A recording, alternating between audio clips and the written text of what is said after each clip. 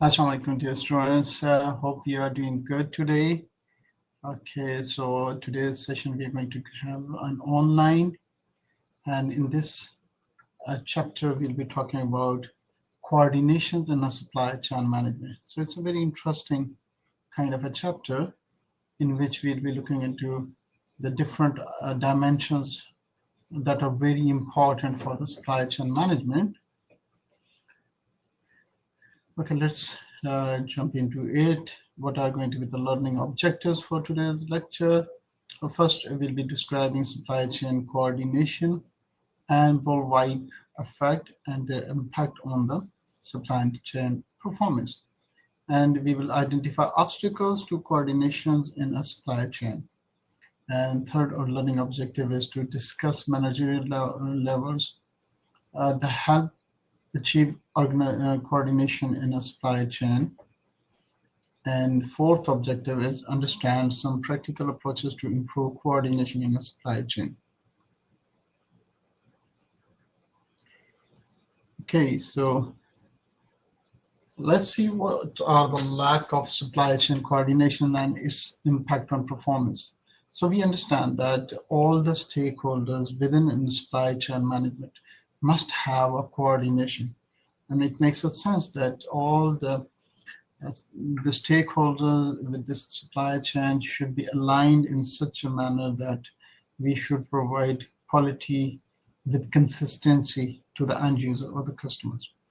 But there are certain dimensions. Because of that, you will see that there's a distortion between the different channel members, and because of that we can now see the right kind of an ideal kind of a coordination going on between the supply chain members. And we will look into it, like what are the different dimensions, how they affect it, what are the this is from the wholesalers dimensions, wholesalers like retailers dimensions, customers dimensions, how the demand is different from the manufacturers dimensions. So let's see the supply chain coordination and its definition. It's basically all stages of the supply chain take actions that are aligned and increase the total supply chain surplus. So always our objective is to increase the supply chain surplus, like at the end user, the customer should get a high value end product. But the most important thing is how we can create alignment and what are the actions that are required by the different in the different stages by all the stakeholders. So it requires that each stage share information and take into account the effect of its actions on the other stage. So information is the key thing, that at each stage of the supply chain. So if we try to make this is the manufacturer, this is like wholesaler, typical supply chain. We have a retailer, and then the customer. So I should keep this in your mind, and then see like how crucial it can be of sharing of information on each stage. So when the customer buys product, that is more like handy information with the retailer as compared to the wholesalers, because what you see is that we just talk about the consumer products, so the customers might be buying one or two in quantity, but the retailers, they buy in a bulk from the wholesalers, so they probably will order like in hundreds or thousands of the products. And then the wholesalers, they make orders with much big quantity from the manufacturers, and their kind of the order size and the frequency on which they'll be asking for the products can be changed and can vary. So we'll see this in building, like how this effect is going to affect on the overall supply chain management. But this information which is here with the retailer is crucial, which is there with the wholesaler, that is crucial for the manufacturer so that they can take the right kind of an actions.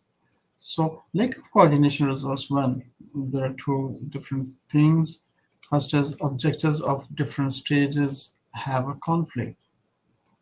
So if I ask you what is going to be the objective of different stage, for example, a retailer would try to maximize its profit, and they will try to maximize their profit like when they'll be selling all the optimum products, and then they will try to get the replenishment of the products when and where they need it, so they'll have their own cushion of making an order.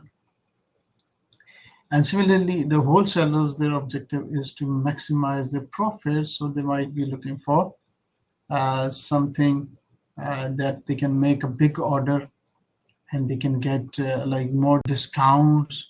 So they probably be looking for the seasons and the discounts and things like that. So they might not be very much concerned with what the customers need.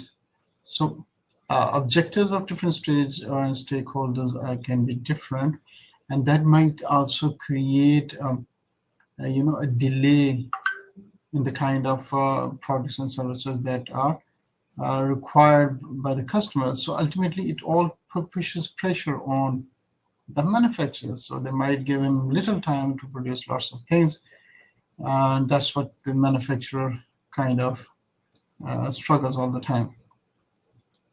And the information moving between stages is delayed or distorted. So because initially these were not connected, and what are the customers, what kind of products and services they are buying, what quantity, what are the items they are buying on a daily basis. So that is going to be a very challenging information.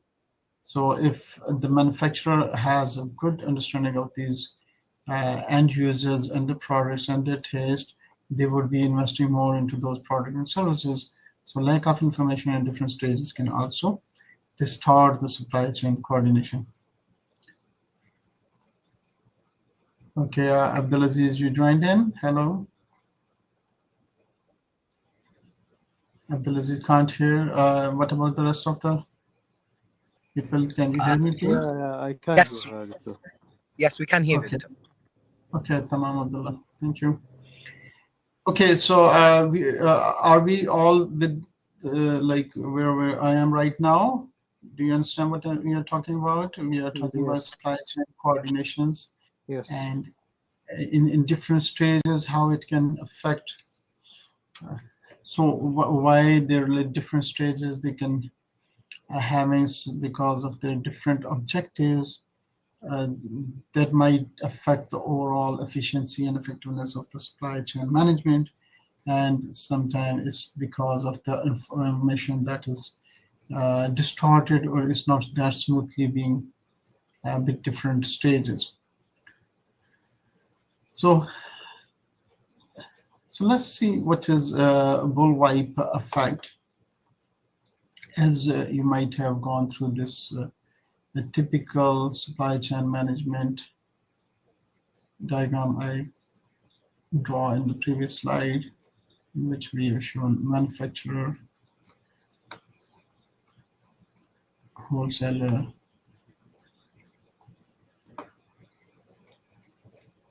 retailer. So a very basic level kind of a supply chain management, a customer. So what is BullWhip effect? It's basically fluctuations in orders increase as they move up the supply chain from retailer to the wholesaler to manufacturer to the suppliers. So what happened is, we can make suppliers here as well.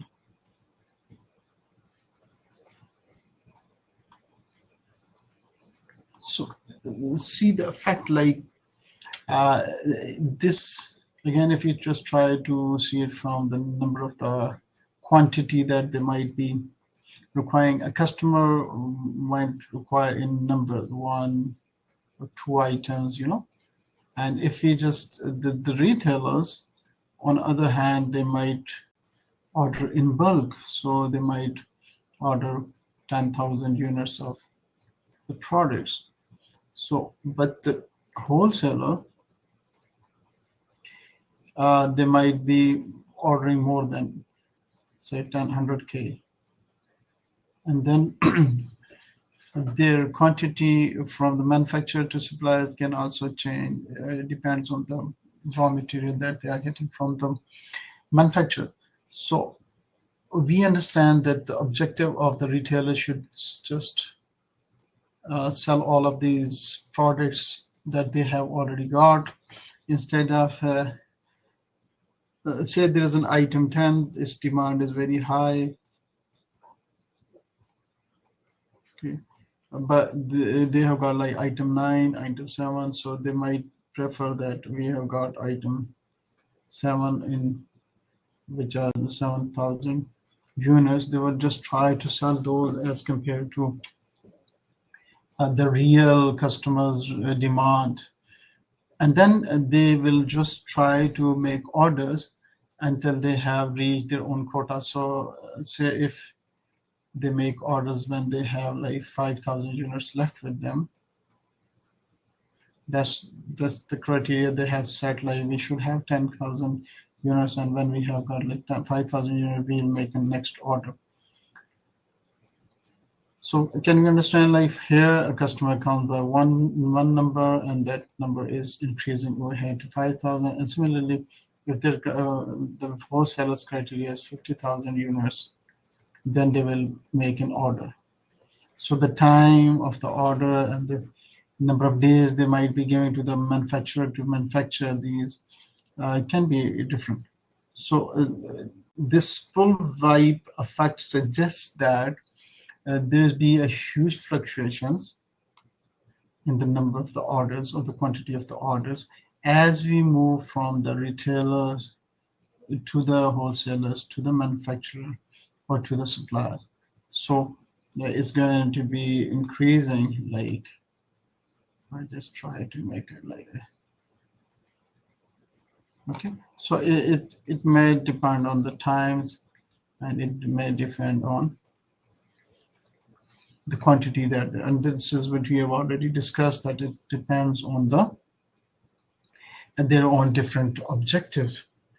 So this distorts demands information within the supply chain. So basically, if there is a regular flow of the demand by the customers, but there's not going to be a regular demand from the retailer to the wholesaler, they might make an order like every third day, and the retailers might, the wholesalers might make an order to the manufacturer after like 2 weeks. So their time period to make orders can be different. This results from a loss of supply chain coordinator, and this what happened is like sometimes the manufacturer, they just could not comprehend what is happening with the consumer side, what are their likes and what are their dislikes, what products are being sold. So they just decide what are their likes and what are their dislikes, what products are being sold. So they just miss the big picture. So there are chances that they can, when they just receive a pressure about like, let's say item 10 to manufacture and deliver, they might already have run out of time, because if they have to provide it for a particular occasion like Yom al-Watani or some Eid or Eid or any other occasion, then they have to provide it, then they will not be able to provide it on time, and then they might be having an issue. So that's why we have to understand this BullWhip effect and how this may affect the overall demand and supply and the manufacturing. So here we can see this. The customers demand, and it's like a frequency. We can say like this is like 200 items, and if we say it on daily basis, so they just request like is here, not a big number. So it's on average it is 200. But retailers, they just, if they have these 200, so they might be asking for 400, and the time gap for the order is also delayed, as we discussed earlier. So they're just making orders after 2-3 days, and their average quantity is different as compared to the consumers. And the wholesalers order to manufacturer is, you can see that there's this bar chart. This is gonna increase, and this variance is increasing. The time when they are making orders, they are delayed, and their quantity is like higher as compared to them what customers are demanding on a daily basis. And similarly, because this can have a different effect on the supplier side from the manufacturer, because probably manufacturers have their own raw material with them, like in a huge quantity. So initially he did not make no orders, then they make orders after, like, say, on 5th day, and then they're making an order on, say, 7th day, and then on the 10th day, okay, and then on, like, say, 16th day, and then they make a huge order on 22nd day. And when they get this order done, they will have it in the warehouse, and then they're making other orders. So this suggests, these bars suggest us how the real customer demands are different by the demands that the wholesalers are doing with the manufacturer. And this tells us, like, why there are chances of a lack of information, why there are chances of lack of understanding from the manufacturer about the real customers, who is the end user. So this is a crucial thing in this whole supply chain. So the effect of this lack of coordination can affect the performance of the products and services. So increases variability, as we understand, and it can hurt the supply chain surplus. So there can be redundancies. So it can obviously it's going to affect on the cost. It will increase the manufacturing cost. It will increase the inventory cost. So probably if the wholesalers has got like redundant inventory with them, and they are not able to sell this inventory because they do not have an understanding, like, what is the basically customers demand. So they are clueless, or if they are just trying to sell their own inventory because they have got a huge inventory of one particular product and service, and they will be definitely compromising on the real customer needs. So they are undermining the real customer needs and the wholesalers, because they have their own vested interest to get rid of the inventory. This can also increase the replenishment lead times, because every like member in this whole supply chain, they have their own invested interest. They might not be very much concerned about the customer as compared to the inventory cost that they are bearing. So they have like their own agenda.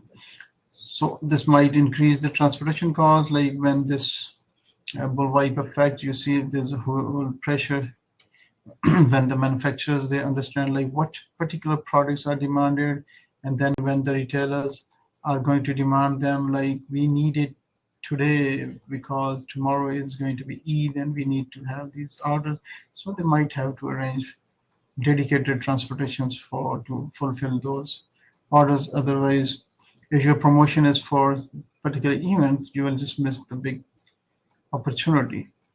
Labor cost for shipping and receiving will also increase, obviously, and level of product availability, as we have discussed, like, because you do not understand, manufacturer does not understand the real customer's need, they will not be able to make the products available. But when they're going to receive the orders going to be in huge number, and their production capacity is also going to be challenged at that point. So there is like chances that you see distorted relationship across the supply chain. So you might see that there's pressure being exerted by the retailer on the wholesalers, and the wholesaler might be putting pressure on the manufacturers. There are chances that manufacturers producing defective products, and then in order to just meet the demand, and these defective products will just come back and they can create a whole lot of new problems.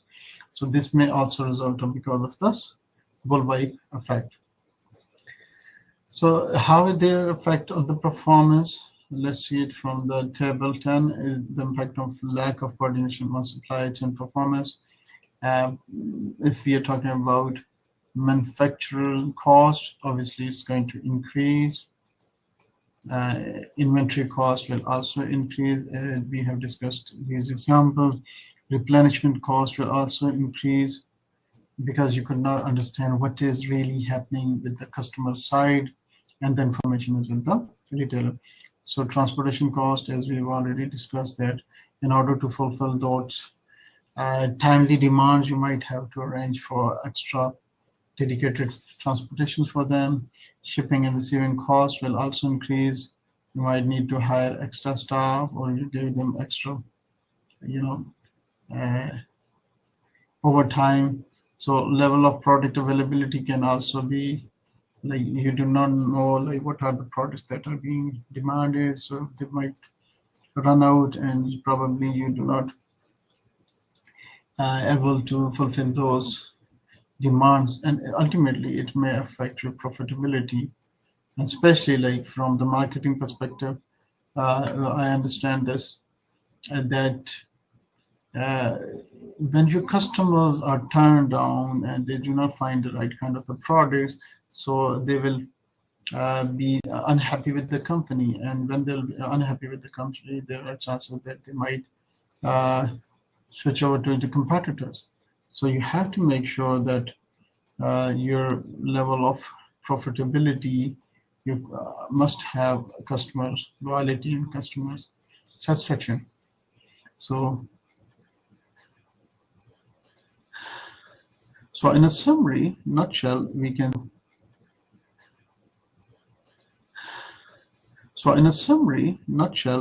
say that supply chain coordination requires all stages to take actions that maximize total supply chain profits. So it's going to be a win-win situation if we just timely share the information and they do not work for their own personal objectives. So a lack of coordination results if different stages focus on optimizing their local objectives or the personal object, or if information is distorted as it moves across the supply chain. So the phenomenon that fluctuation in orders increases as one moves up the supply chain from retailer to wholesaler to manufacturer and to supplier is referred to as bullwhip effect.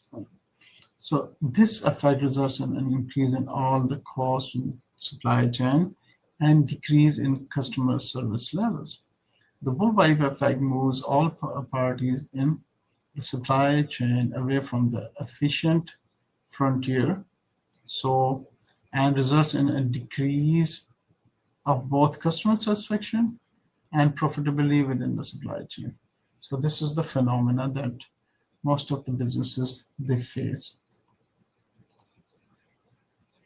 So what are the obstacles that we need to be looking for when we're talking about these supply chain inefficiencies? So as we discussed in examples, that sometimes the incentives schemes that we offer can be obstacle. Information processing can be obstacles. Operational obstacles are always there, like the capabilities of the different stakeholders or the supply chain members. Pricing can be an obstacle, and the behavioral obstacles are always there. Let's see these obstacles one by one. So what is meant by incentive obstacles? So they occur when incentives offered to different stages or participants in supply chain lead to actions that increase variability and reduce total supply chain profit. So what happened is, as we know that manufacturers, they offer incentive for bulk purchases to wholesalers, and the wholesalers, they also give some incentive to retailers, and the retailers, they also use certain promotional tactics to the customer. So the wholesalers, if they have got like, let's say, if they will sell 100,000 units, then they get, say, 1,000 units discount for free. So they will not make order until they just achieve the basket size. We call it the basket size of 100K. So they will be waiting the customers' orders, and simultaneously they want to replenish the inventory they have got. So then they'll be able to get this 100K order. Then they will make the order to the manufacturer. So this is what is also delaying for the manufacturer to understand the bigger picture. And this is again the incentive that manufacturer has given to the wholesaler. So it's becoming a double-edged sword because the wholesaler is waiting to make the order to get the incentive. So local optimization within functions or stages of a supply chain is one of the crucial issues. So we cannot optimize until we just have these obstacles which are incentive based. Or sometimes we also provide Salesforce incentives. So when you in a typical business, when you offer these incentives to the sales force, so what they do is they can just go and sell these promotions to the wholesalers, and they just follow these. And ultimately, the salesman also gets incentives of selling these. So they might sometime, if they are very clever, they will just sell them that is not demanding by the customer. So they might ask them to buy these products, and so that they can get the sale targets, but there is little demand for those products and services, and they are just luring them because they can get the incentives. So we have just understood like incentives can also prove to be one of the obstacles in this whole supply chain. And then information processing can also be an obstacle. So when demand information is distorted as it moves between the different stages of the supply chain, leading to increased variability in orders within the supply chain. So we have already discussed this, how the information gets distorted when we are moving from different stages of the supply chain. So forecasting based on the orders and not customer demand. So what is happening is that the manufacturer is basically forced to make forecasting on the orders that they are getting, not on the real customer needs and wants, not about the sentiments that the customers hold, not about the real products that they wanted today, but then you got the data for which they wanted like 3 days back.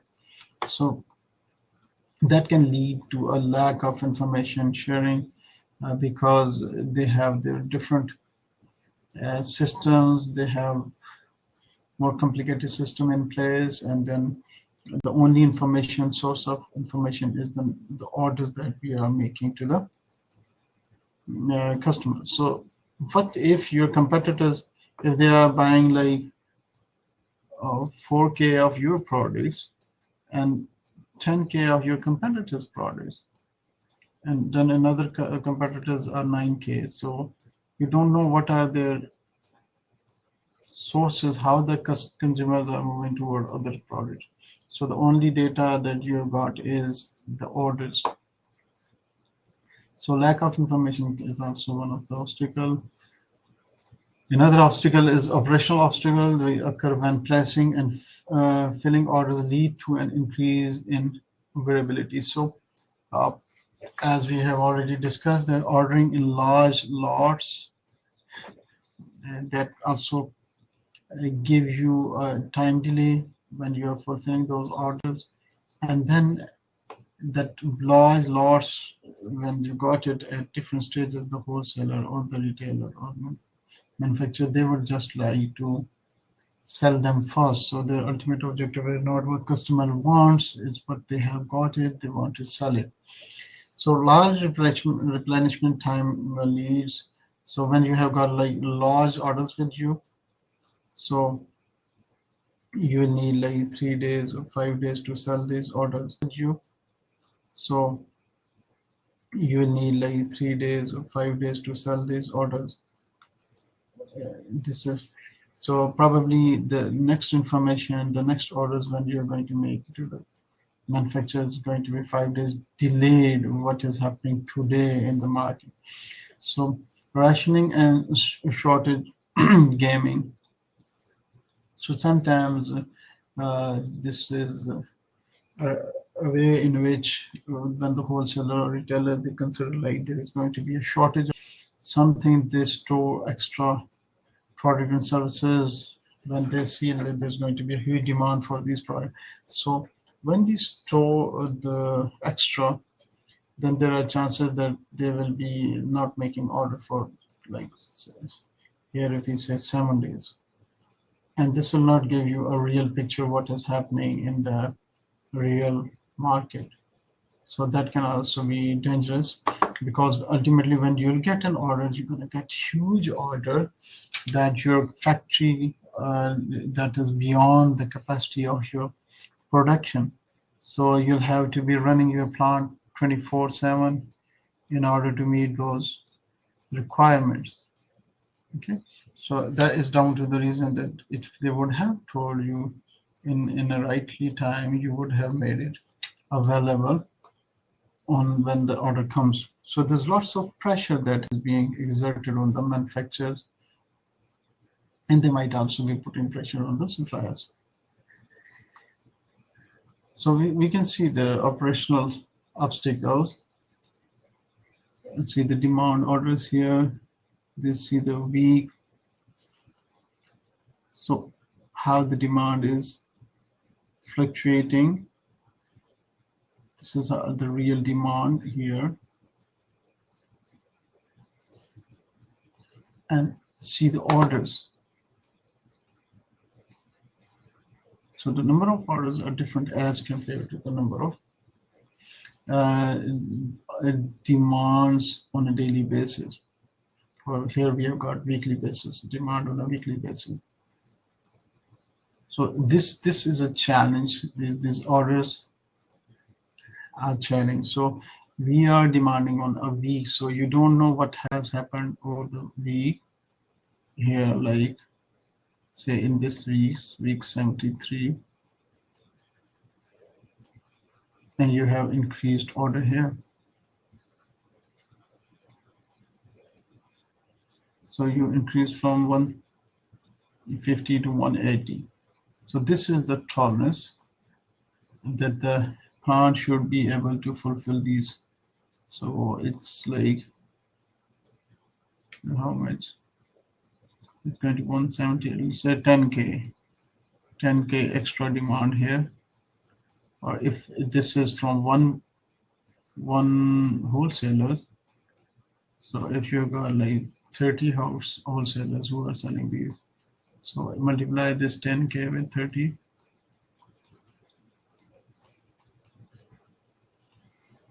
That's going to give you the real impact and the pressure that your manufacturing unit is going to bear. So there can be some unusual thing happen. There can be like a particular reason for this. Like in UK, if there's sun, all the people they just go on the beaches. So imagine if there is a snow, and all the people they just want these products, and the demand grows very high because of that reason.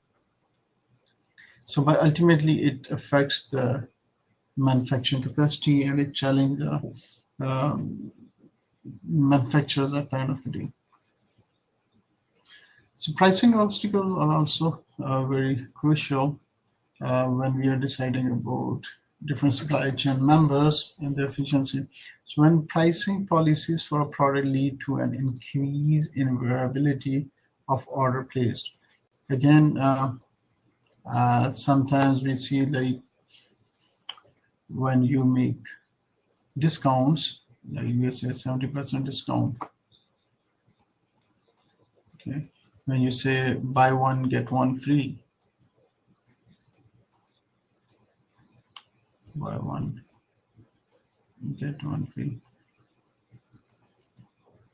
Okay, so what you're gonna see is you'll see huge number of customers are popping up into the stores, and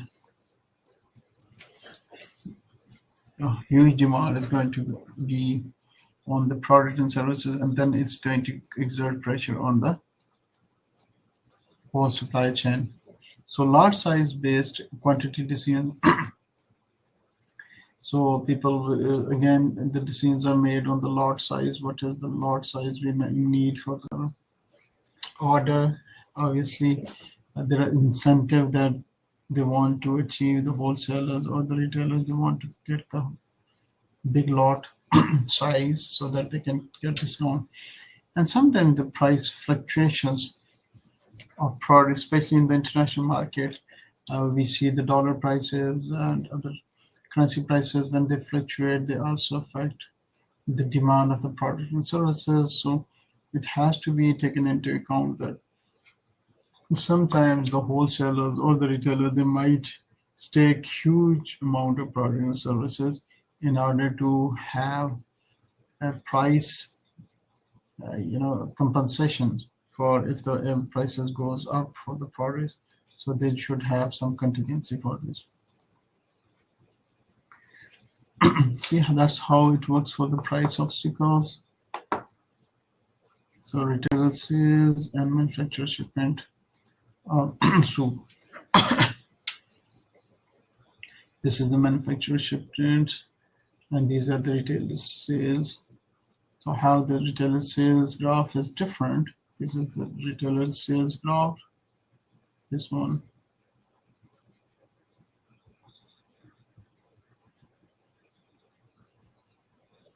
And that is the manufacturer shipments. So see, they have sold this much, and then they have requested for something to be shipped.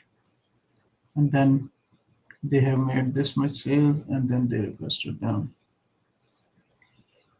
So the manufacturers have shipped this time, and then they shipped on this almost different weeks. And then you see here they have made huge shipment because of the orders on the retailers. This is huge challenging for the manufacturers, because he might be doing barter between different retailers. So he might be delaying the orders here, and he might be giving orders to other retailers, and now here he has fulfilled all the demand of the retailer, and then it goes back to the normal. And then because he has sold so much to them, back to the normal. And then because he has sold so much to them, here the demand, the manufacturers are giving them little amount of quantity. Okay. So we can have behavioral obstacles, because at the end of the day we are dealing with the human beings. We have to understand different humans, they behave differently. So problem in learning with organizations that contributes to the information distortion. So here we are talking about the learning. So do we learn from our past? Do we learn from the different mistakes? Because we have human beings in different stages. So let's see, each stage of the supply chain views its actions locally. So they don't consider about the other stakeholders or the pressure or the problem they might be looking into it. So it is unable to see the impact of its actions on the other state. So if wholesaler wants to get their quantity fulfilled, so if they want to make 10K, so they might not make extra order. They will just try to stay competitive. They will just try to sell their inventory, and they will just be concerned about their own particular company as compared to the customer's needs and wants. Different stages of the supply chain react to current local situation rather than trying to identify the root cause. So it is like firefighting, and they are just not trying to see what has triggered the customers, why they have started buying this products or why they're shifting to the other customer. So instead of digging that, they are just trying to fix what they have got. And the last is different stage of supply chain blames one another for the fluctuation. So if the wholesalers can't get the desired amount of products, they will just complain to the manufacturers that you were failed to give us the products on times. And similarly, the retailer might be getting angry with the wholesaler that you did not provide the customers the products on time. And similarly, customers may be complaining with the retailers. So it may be because they do not have a bigger view, like understanding customers and what is happening in the big picture.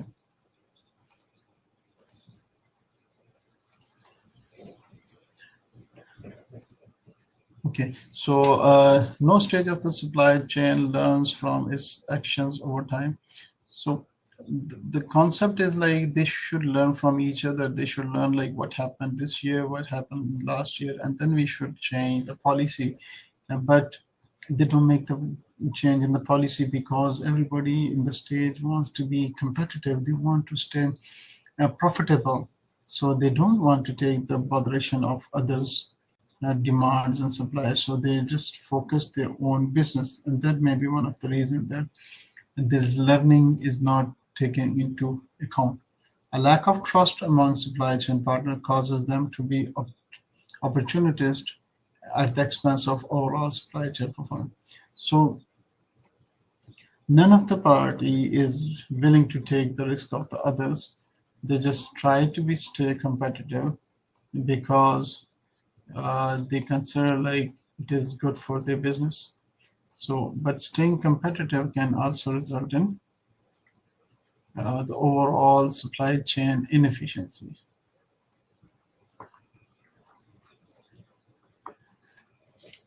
Okay, the summary of this objective 2 is that a key obstacle to coordination in the supply chain is misaligned incentives that result in different stages optimizing local objective instead of total supply chain profitability or profits. So other obstacle includes a lack of information sharing, operational inefficiency leading to large replenishments, lead times, and large lots, sales force incentive that encourage forward buying, rationing schemes that encourage inflation of orders, and promotions that encourage forward buying, and lack of trust that makes any efforts toward coordination difficult. That's it. This is for today's lecture. If you have any questions, I think we should stop here. I should not move on to the other managerial levels to achieve coordinations. So, Doctor, thank you for this. I have one question. Yes, please. Yes, when you see large lots, that means you are waiting for the customer to collect the orders, then you make them one time? Sorry, should I go to any slide?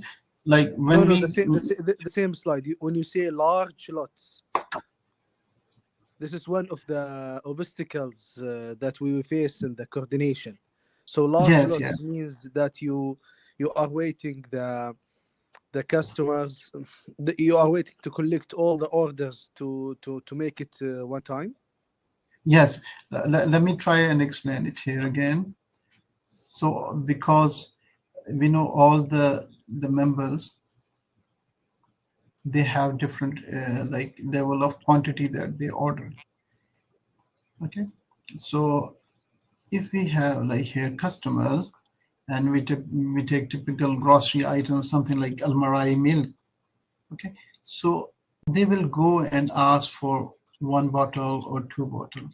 Okay, so their order size is 1 or 2, and their like per day sales can be like 20K, something like this, from this retailer. But retailer does not buy like this, they buy in bulk.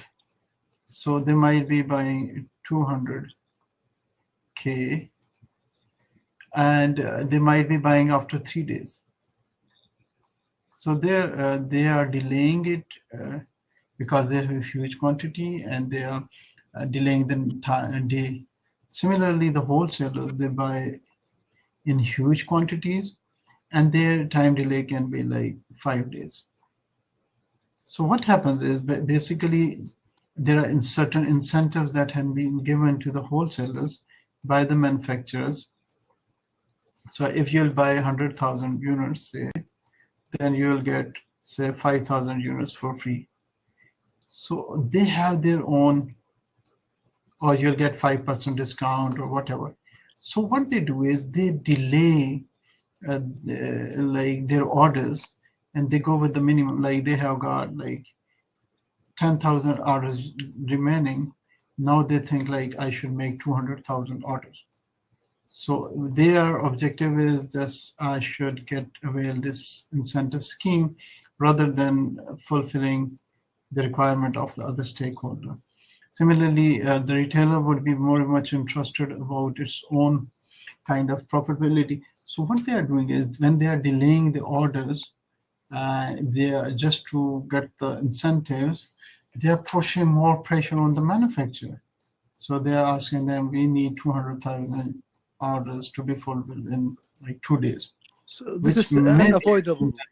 This is yes, unavoidable. I mean, this is what happened currently. yes, This is it unavoidable. is very difficult. Yeah, but it's, if we have a single, and this learning is basically driven by the number of the quantity that we are ordering. And this is here we are missing the human, that is the customer. And what human is thinking, like here, if that is the customer, and what human is thinking, like here, if they are coming today, so this information will reach here after 5 days.